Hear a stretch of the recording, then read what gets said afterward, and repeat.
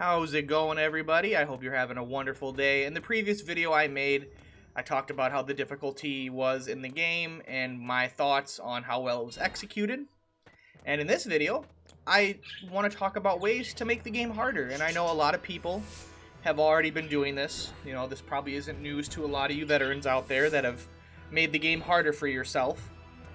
You know, there's numerous ways. I'm shocked at the amount of ways that can be self-imposed on the player. Obviously, you have to follow these rules, and nobody can hold you to them.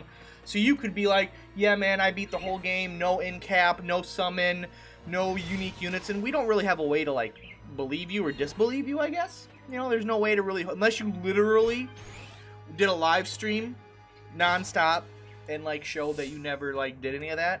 So, you know, it's kind of like holding the player accountable, like a lot of people when they do, like, Iron Man game runs on certain games and things like that. But there are numerous ways. I mean, the very first one that comes to mind is like a no in-cap run, which, you know, incapacitation is when a unit goes down for the 3-turn count. So, you know, if a unit gets in-capped, you have to restart the battle, which that's a cool challenge, you know. Another one a lot of people do is they do the, like I said, they'll do no unique NPCs. And a unique NPC is an NPC that's story-related and that you get via the game. That has a, and generally they tend to have a unique model too, like they have a unique sprite.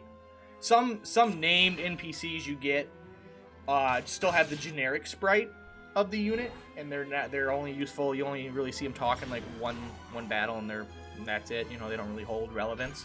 So I don't know if you call those unique, but I mean, I guess, you know, whatever you want to call them there.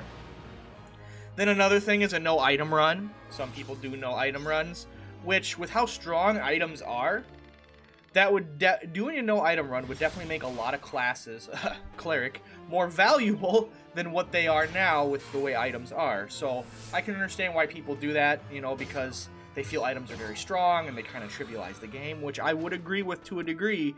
Especially healing items, they definitely have the power to make the game. You can do a lot of dumb stuff and take a lot of hits and then just heal it all up like nothing happened, you know. So yeah, healing items, they are very powerful, and some people do no healing item runs, and some people even crazy enough to combine all of those into one run, and that's even more hardcore. And believe it or not, people will do like a permadeath. So if a unit does get incapped, no matter what, they will just delete the unit. They'll let them go free after the battle's over. So it's like, you know, you don't even have the chance to, like, restart. Which, with all that stuff, it's pretty interesting how it's done. How people can utilize that system to just do different things. So I think that the degree of options the players have come up with, the degree of difficulty that just players self-impose, is super interesting, super cool. And I myself have contemplated doing something like that, but like I said, I'd probably do it like in a live stream or something, because like, I think it'd be fun to watch more so than anything, or like just to experience. Because like I said, you can easily manipulate that and say you're doing it. Like, nobody can really prove or disprove you are, and, you know, I don't know.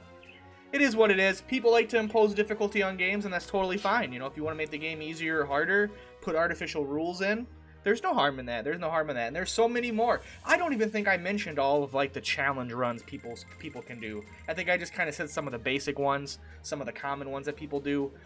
Pretty sure there's some I've missed. I thought about them, and I was like, oh yeah, these ones are all the ones, and I think there's more. So what do you guys think? Do you guys like doing the challenge runs, making the game harder than what it already is?